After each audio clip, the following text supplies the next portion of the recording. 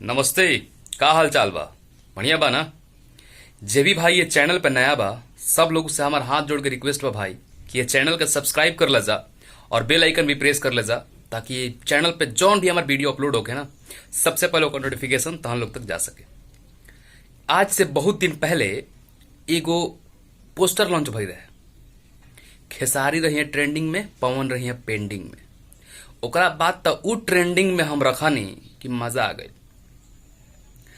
ओकरा बाद का भइल, ए गाना के लेके दो चार गो जन बाड़ा सा चूजा चमचा यूट्यूबर।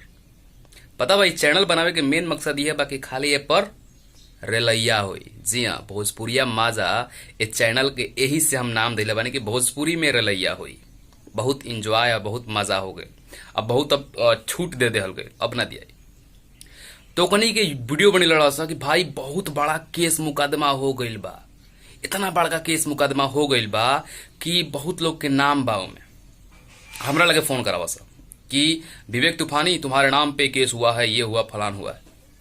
नोटिसवा काहे ना इला बिला हमारे लगे? FIR कॉपिया तो भेज दिल रहा था सर यार। अरे शेर के फैन के डरावे की कोशिश मत कर सन। तोनी के जोन औकात बा और तोनी के का कर सकता रसन वो हमरा पता बा, ठीक बा।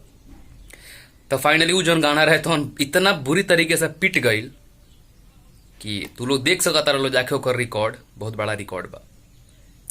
अब जोन पावर स्टार पवन सिंह के जोन गाना बा, मुझे घंटा फर्क नहीं पड़ता। ई जोन गाना बा, ई गाना बहुत ही जबरदस्त होके वाला बा। जी हाँ, ये गाना के पता बा के लिखले बा? अजय बच्चन जी। अजय बच्चन जी जितना गाना लिखले बड़े उ सारा का सारा गाना सुपर डुपर हिट भइल बा। और पहला बार अजय बच्चन और पवन सिंह के जोड़ी एक साथ आवता कहाँ पे? RVF इंटरटेनमेंट एगो यूट्यूब चैनल बा। एक बार फिर से सुन लो, RVF इंटरटेनमेंट यूट्यूब पर सर्च मरवा जा तो एगो चैनल आई। वही चैनल पे गाना के हो सकी तो काल रिलीज कर देहल जाई। आज अगर काल रिलीज होके कोई आज पोस्टर आ जाई तो हम वीडियो बना के बता दे, ठीक बा। तो इस जबरदस्त जवाब के रूप में मजा आ गई। गजब के गाना भाई। भाई एक टाइटल देखा, मुझे घंटा फर्क नहीं पड़ता। क्या कमाल का टाइटल है ना। और जब म्यूजिक के में दिले बानी छोटू रावत जी। अब देखे का कि गाना कैसन होता। हालांकि पोस्टर तक आते होते बवाल मचा दिले बा। पवन सिंह के जितना फैन के हमरा लगे फोन आइल बा कि भैया ये गाना तो लागत था कि एकदम आउटस्टैंडिंग होके आला बा, राउर का विचार बा। तो हम तो सीधे एक शब्द में बोले ब्लास्ट कर जाए जब गाना रिलीज हुई तो। अरे शेर के फैन बानी जा हमनी के मर्दे। आज शेर कभी भी झुंड में ना आवेला, अकेले आवेला।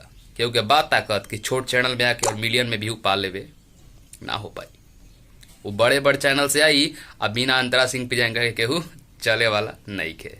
चला जा वीडियो को ज़्यादा से ज़्यादा शेयर कर लो और चैनल पे नया पढ़ा लो, चैनल को सब्सक्राइब कर लो और ज़्यादा से ज़्यादा सब्सक्राइबर चैनल पर बढ़ाओ लो तू लोग, ताकि यही चैनल पे मार सकी बढ़िया से, ठीक बा। चला मिला था नेक्स्ट वीडियो में, तब तक दे अपना भाई के इजाज़त। जय हिंद, वंदे मातरम, हर हर महादेव।